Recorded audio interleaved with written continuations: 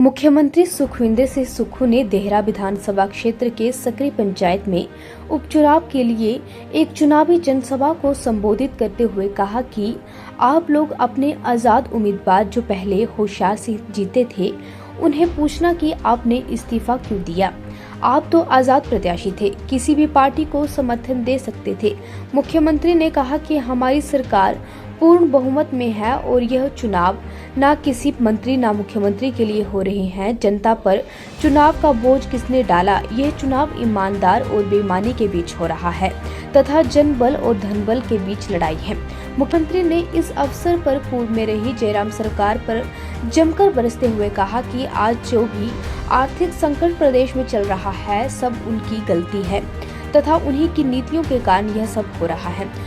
का काम रुक सकता है, अपने रिजॉर्ट का काम करवाने के लिए वो जरूर आ सकते हैं, लेकिन वो भी आपका धन है।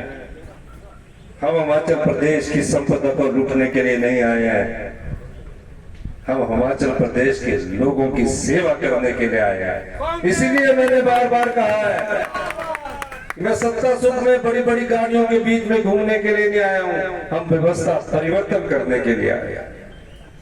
राजनीति में भी व्यवस्था परिवर्तन हो रहा है, अधिकारियों में भी व्यवस्था परिवर्तन हो रहा है, सोच का नया तरीका को आगे लाया जा रहा है जहां आम लोगों की आवाज हो।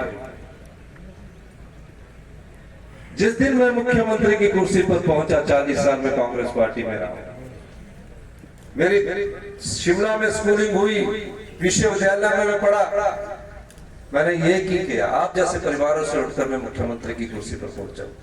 हम भी गवर्नमेंट स्कूल में पढ़ते थे, टाट में बैठा करते थे, 8वीं के बाद 10वीं में बेंच मिलते थे, मास्टर जी मार मार के हाथ हमारे लाल कर देते थे, उसमें डंडे भी मारते थे, कान भी पकड़ते थे। आजकल के जमाने में नहीं पकड़ सकते, पढ़ाई करते थे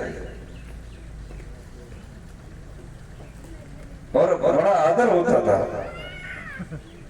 जब बेंच मिलते थे 9th क्लास में, उसमें 10th होती थी, उसके बाद +2 स्टार्ट हुआ। दर्द को जानते हैं, पीड़ा को जानते हैं, आपकी भावनाओं की कदर को जानते हैं, पर आपने ऐसा विधायक यहाँ से पूर्व विधायक चुनकर भेजा जिसने आपकी भावनाओं का सौदा किया है, आपकी भावनाओं को उसने राजनीतिक मंडी में बेचा है। ऐसे व्यक्ति को सबक सिखाने के लिए ये चुनाव 10 जुलाई को होने जा रहा है।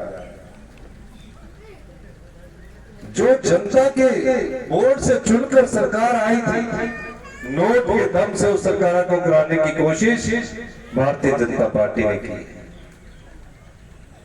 लोकतंत्र कमजोर होगा, आपका वोट कमजोर होगा।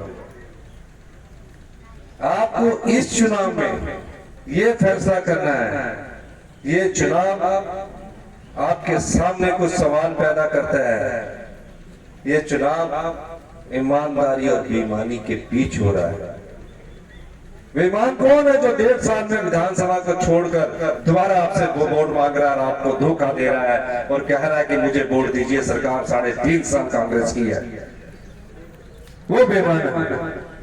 बेईमान के कई रूप होते, भाई रुपया होता है बेईमान, कई रूप बदलकर ईमानदार से टकराता है। ईमानदारी सीधे चलकर अपने रास्ते पर आगे बढ़ती है, मुश्किलें बहुत होती है, बेईमानी को हरा देती है।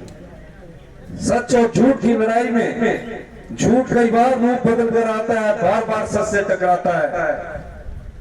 झूठ कभी जीत नहीं पाता, जीत हमेशा सच की होती है।